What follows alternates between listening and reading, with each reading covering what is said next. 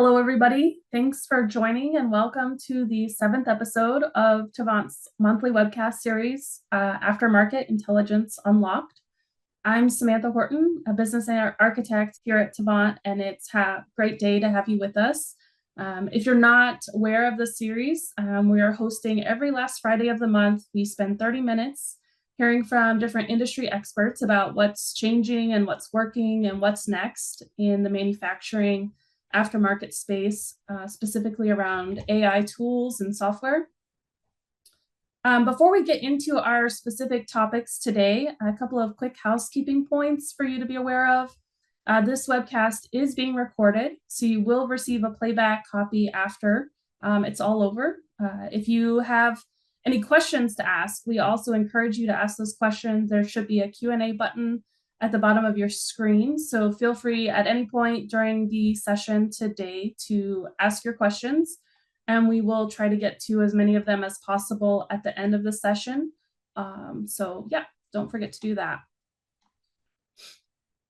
All right, so for today, we are specifically diving a little bit deeper into manufacturing customers and companies, suppliers using AI tools.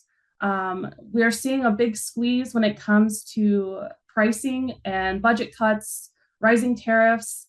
We're hearing from a lot of our different customers about the importance of being able to process claims more accurately, move faster and support dealers and keep those dealers satisfied. But meanwhile, struggling with messy data, having those important compliance securities in place, but also having a resistance to change in those companies and with those employees. So today, in our 7th episode, myself and my colleague Amrita are going to explore how to simplify the real-world adoption of Agentic AI. So how to really focus in on implementing these AI tools in a way that's simple, easy, quick, so you can see those gains and those wins from those tools. So we're going to give you some step-by-step as we go through. So hopefully you'll leave today with a little bit more information and feel a little bit more confident in implementing those AI agents. I'll do a quick introduction of my colleagues. So joining with me is Amrita Rout. She's a technical architect here at Tavant. She has over 14 years of experience designing and delivering scalable end-to-end solutions across many different industries. She specializes in integrating AI and machine learning within many different ecosystems and has a deep expertise in custom development, platform architecture, and complex system integrations. She's known for aligning that technical strategy with business objectives. So if you're in this industry, you know how important that is. Keeping the IT teams and the business teams working together. So happy to have her with us today. And then myself, as I mentioned, is a business architect at Tavant. I specialize in more on the automotive service lifecycle management. I have experience over a decade focusing on mostly optimizing service processes and making sure we're enhancing that warranty efficiency. And then also just a brief introduction about Tavant. We're a company dedicated to transforming aftermarket operations for our customers. We don't just drop off software and leave. We like to partner with our customers and make sure that they're using the powerful AI tools in a way that's giving them insights and making sure that they have strategies in place for moving forward as well. So it's not a stagnant process at all. All right, so thanks for sitting through those introductions. We're going to go ahead and get right into our topic today, which I mentioned earlier. We're discussing mostly about how to implement and simplify AI agent tools. So if we could go to the first slide in our presentation. Thanks. When we're looking at how to implement tools and some of the challenges we see, a lot of that starts with resistance to change, resistance to using AI. But when we actually dig a little deeper, we notice that manufacturing employees are actually already using AI tools, be it at home in a personal manner or using ChatGPT to help them write that email for, a bonus at the end of the year kind of examples. So that they are familiar and they are using them, but still we're seeing a struggle in actually implementing AI tools in a more structured way that can help the actual company and the warranty team see those improvements and cost reductions. So there's also a few other challenges in the industry as far as getting stuck in that pilot phase. They've got the tool, but they keep getting stuck in that round loop of how to improve it, how to make it better before it actually goes live. So those are some of the different areas that we're seeing customers struggle when it comes to AI tools. And then I'm actually going to let Amrita talk a little bit more about some of the challenges we see our customers facing when it comes to this topic. Thank you so much, Sam. Hello, everyone. So, as we all know, all companies want warranties to go beyond cost control towards predictive maintenance, customer satisfaction, and also product performance feedback loops. And everybody is trying to push the need for agentic AI in the warranty space, but that comes up with too many challenges, like Sam stated. So, one being data readiness. So, when it comes to warranty data, most of us know it comes in various shapes. It can be claim records, it can be parts used, sensor logs, labor logs, diagnostics, customer complaints, etc. These are like often stored in different systems. It can be a ERP, it can be a CRM, paper, DMS, any OEM portals. And even the data, historical data, it can be inconsistent, missing, or even poorly annotated. And since there are various different dealerships across different regions, most of them have various terminologies and data standards which they use. For example, engine misfire can be logged differently by different dealers. So all these, along with in this warranty network, we have dealers, OEMs, and part suppliers. All of them have their own set of databases, which pretty much don't talk to each other. These kind of add on to the complexities around data. Similarly, another area where we see challenge is integration. So most of the dealers, OEMs are still using old DMS or the dealer management systems. And the ERPs, they're often proprietary, heavily customized over the period of years. So expect that anything you try to plug in must accommodate kind of hiccups. So dealer portals, OEM warranty portals might have semi-documented APIs, different data formats. Even currently, many of the use cases kind of need real-time or near real-time data, whereas the older systems only support nightly batches. Then similarly, on integration standpoint, we also have regulatory constraints. Any data flow across systems, we have to ensure that we abide by all the secure flows and also respect privacy amongst these. And as we know, the dealer network is also across globe. There can be rural areas where the dealer is based out of that can kind of hamper the real-time integrations. So these are few points which we see in the integration area which add on to the challenges. And coming to the third point, which is on change management. So we people basically are very much used to manual processes. We pretty much trust what we see. And if AI outputs something unexpected, we try to just unlearn really fast. And we also worry that it will reduce our autonomy. And there is fear of disruption. Staff also may worry about job securities, due to which they're not very open to adopt all these processes in the warranty space. Another area where we see certain challenges is the overhype, wherein many vendors make pitches around various AI use cases like zero defects, full automation of claims, perfect prediction, full autonomous diagnosis. All these are very good. I mean, no worries, but they're very hard to deliver because the warranty environments are very diverse. And product complexity, data issues, business or any organizational constraints often mean these implementations might kind of be heavily constrained. And one of the other areas where we see challenges is risk, concerns around compliance.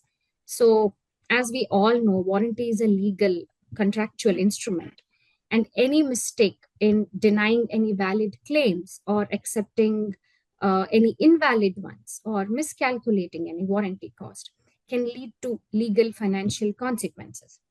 And data privacy or security laws across globe also affect how customer data kind of flow and can be stored or shared or transferred. All of these, and also people kind of want to understand this intersection of how AI decisions are made, matter a lot to both dealers and internal OEM teams. All of these together uh, kind of add on to the challenges which we face in AI adoption in the warranty space. I would like to hand it over to Sam now to speak a bit about the AI agents which we can have in the warranty ecospace. Over to you, Sam. Yep. Thanks, Amrita. So before we get into the solutions on how to simplify and get past all of those challenges that Amrita just covered, I wanted to quickly mention a few AI warranty tools that we see enabling quick wins and gains for manufacturing. To give our, the audience here something to consider when it comes to AI tool options, specifically in the warranty space.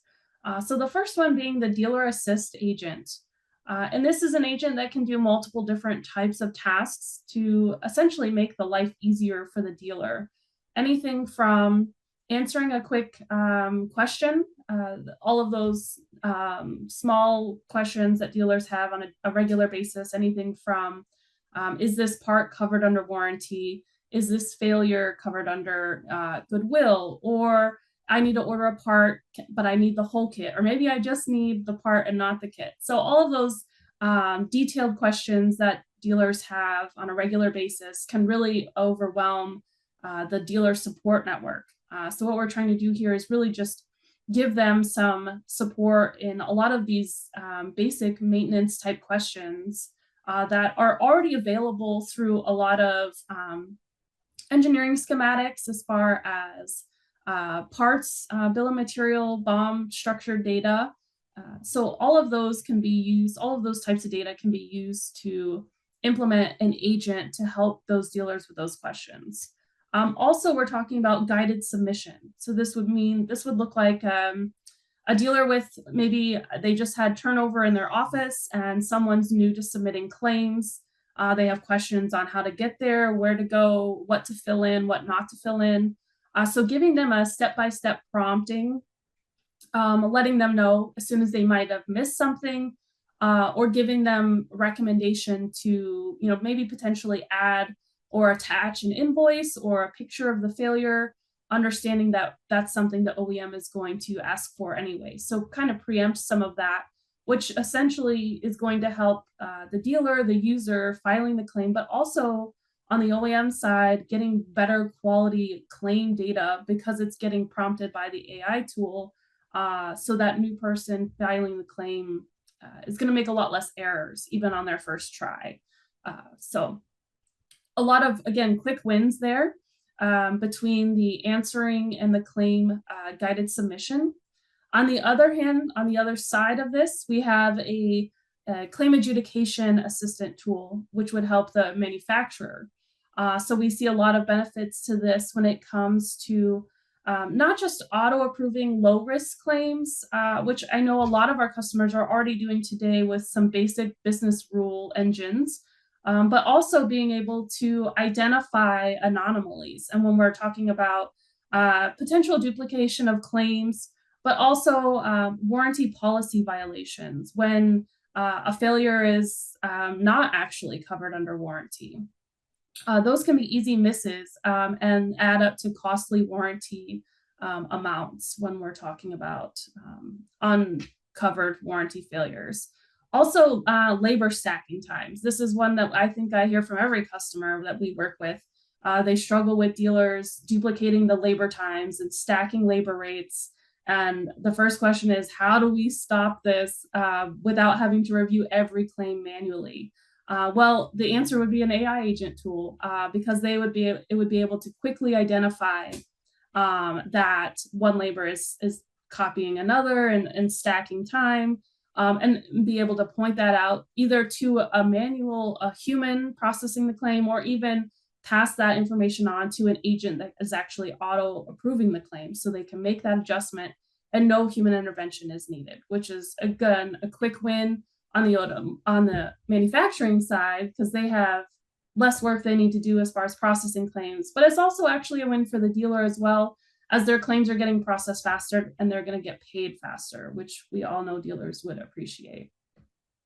So again, Dealer Assist, quick wins for the dealer, faster questions getting answered, easier time processing claims or filing claims and part orders. And then on the OEM side, being able to faster and more accurately process claims.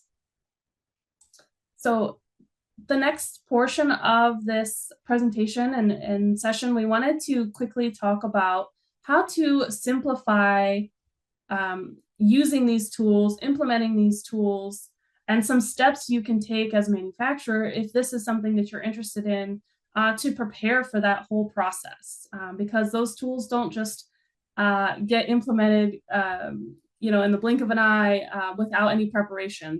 There's a lot that goes into it. They're really helpful tools, but it does require a lot of support from the manufacturer to get them up and ready and get them running. So we're going to cover some of those steps now. The first one being preparation. And this is a step that, even if you're not wanting to implement AI, you should be doing. Data hygiene. Clean your data, get clean data, because even if you're not using AI tools, you're running reports, and those reports are only as good as the data that you're putting into them. Same as these AI tools are only as good as the data you're putting into them. So even before you're ready to implement AI, standardize your data, classify your data, and have that for your own employees and teams. That's going to make life a lot easier. But then as you are ready to start implementing AI tools, the first thing we're going to come and ask you for is, where's your data and what's it look like? And how much do we need to get cleaned up to make sure that it's giving the AI agent the proper information the first time? Some other options when it comes to preparation would be defining your scope. Having a really good, clear scope and understanding of the use case that you're looking to solve for is critical, because the AI agent world is so vast and there's so many options and opportunities when it comes to improving processes with these tools, that it's easy to kind of get off on a tangent and a rabbit trail, that you lose focus on what the actual objective is for that agent. And you get a lot of buy-in from different users, and they all have their needs and their wants. It really helps when you've got that scope defined and really understand the type of KPI and ROI that you're looking for to solve and improve with this tool. Adding on to what Sam said on the data part, we should also, once we can locate where the data is based out and what are the different data sources, we can also define clear data schemas and adopt specific data governance standards to ensure that we have clean, clear data. And also use various tools for data mapping as well in the preparation process. Yeah, thanks, Amrita. So for the second step, we're talking about that pilot development phase. And earlier, I know I mentioned that we see companies getting stuck in that pilot phase, in that loop of improving it and then testing it, improving and testing. But that doesn't mean you should skip the pilot phase. We need the pilot phase. We want that testing to be done on a small scale. Again, keeping the scope small, keeping your pilot phase users small. You know who those cheerleaders are for AI tools and improvements and automation. Get them on board, and keep it in a small group, which is also going to just help make sure that the tool is doing what it needs to, using those people. But also you want to, in the pilot phase, make sure you're training the system with real scenarios. So get the key business users that understand the importance and the need for the tool and what it's supposed to be helping with, to give you those real life scenarios. But also let's keep humans in the loop. We're not replacing humans with AI tools. We're just trying to make their job and their day go better, smoother, faster, and have a better experience at the end of the day. And humans are the best ways to audit those AI tools and the responses that you're getting from it. They're going to be the ones that are going to be able to best determine the applicability of the responses that it's giving. The next one would be the controlled rollout, which is very similar to pilot development. It's just taking it a little bit further and again, extending it out to your third-party users, your dealer users, your customers, even potentially. But still, we recommend going slow because of all of the data and potential options that the agent could be asking or answering, or tasks that it could be completing. There's still a lot of room for error because there's just so much data and so many different scenarios that it could be getting from those different users. So again, keep the group small for that controlled rollout. Make sure you're measuring the tools and start measuring cycle times and approval percentages to make sure that it's effective. Because if you're not seeing improvement in that controlled rollout, we need to kind of take a step back and make sure, see where the gaps are and what's happening, and where those improvements need to happen. On the pilot part, yeah, like Sam said, that we can start with pilot data sets and limit our scope to only various certain geographies or product lines, and also try to focus on certain steps of the warranty processes instead of taking the whole chain, and do incremental improvements while monitoring the system. Have certain shadow mode agents who will just try to look into the system, see what are the areas without even kind of disturbing the live environment. Yeah, thanks, Amrita. The fourth one that we want to talk about is the scale up. So this is kind of the exciting part where you're already ideally seeing those improvements on your KPI numbers. You're seeing some return on investment on the tools, the efficiency, the costs going down ideally for warranty, and even quality should be improving as they're having better data come in. So again, this is where you get to start to identify new use cases, maybe for the same agent that you've already implemented.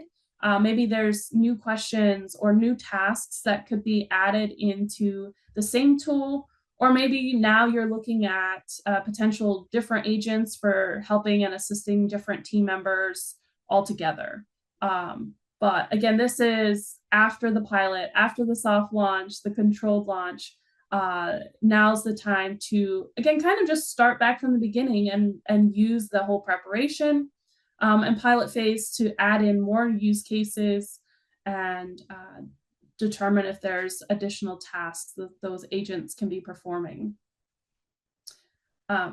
The final step here would be the long-term governance. And this is something that I think we see customers maybe just not being prepared mentally for this part of the process. AI is artificial intelligence. It's artificial. It's not going to refresh itself and update itself without the data that it needs to be able to do that. It's only as good as the human behind the curtain, so to speak.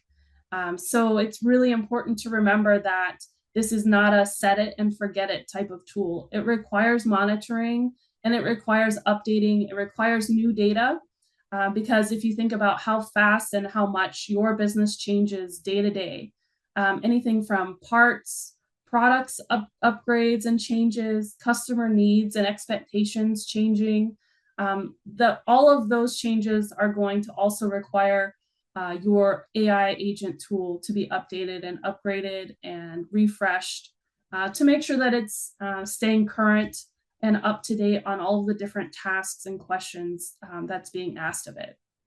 So just keep in mind that governance requires the human in the loop all the time. Ideally, it's not a heavy task, but it is something that should be monitored to make sure that it's a tool that's staying useful and continue to bring in those ROIs. Yeah, and we can also enable audit logs, Sam, and also have define some fail-safe behavior to handle those, and probably keep monitoring the system to check for any anomalies in the process. That way we can kind of handle it a better way. Yeah, awesome. So that was our presentation for today, our session, our topic that we wanted to cover. As we're coming to the end of our session, if there's any questions, I hope you also took a moment to fill out the survey. I think I was supposed to remind you about that earlier, but hopefully you saw that survey pop up on your screen and you took a moment to fill that out. And we appreciate that very much. That just helps us stay current in the industry and in this space. Let's see. I think I'm supposed to be able to see questions here.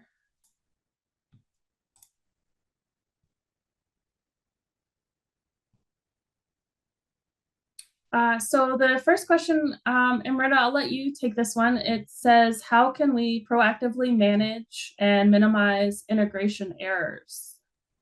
Sure, yeah, thanks, Sam. So we can have different monitoring tools in place wherein which will keep monitoring and sending alerts if there are any failures showing up in the integration space, and then proactively look into those, handle those, address them, and take it forward. If there is anything which needs business intervention, we can log it, discuss with business, and come up with a solution. And if there is anything with respect to the technical standpoint, that as well the IT team can brainstorm and handle it proactively, and so that it doesn't occur in future later. Thanks. And the next question, what's the first step OEMs should take if they feel they're not ready for AI? So I think if you're I'm going to assume you're not ready for AI but interested in AI tools. So if that's the case, like we said on that last slide, the first step would definitely be the preparation step. Prepare your data, but also identify the use case that you're looking to solve. Any of your standard KPIs that might not be at the level that you were expecting or wanting them to be, whether that's claim cycle times or warranty budgets, maybe it's first-time fix rates, whatever that looks like for you as a company. Identify that small scope, again, keep it focused, and that's the type of data that you would also want to start looking at, making sure it's clean and organized and ready to be able to start putting that into an AI tool, even if you're not quite ready for one. The first step would definitely be to just identify a potential use case for the AI. And I think that was everything we had to cover today. So thanks, Amrita, for joining me. I appreciate your input and your insights today. And thank you all for joining us on our 7th episode. I hope to catch you again on the next one in late October for our 8th episode, where we'll talk more about AI tools, manufacturing, and the aftermarket space. So thanks, and have a great, happy Friday.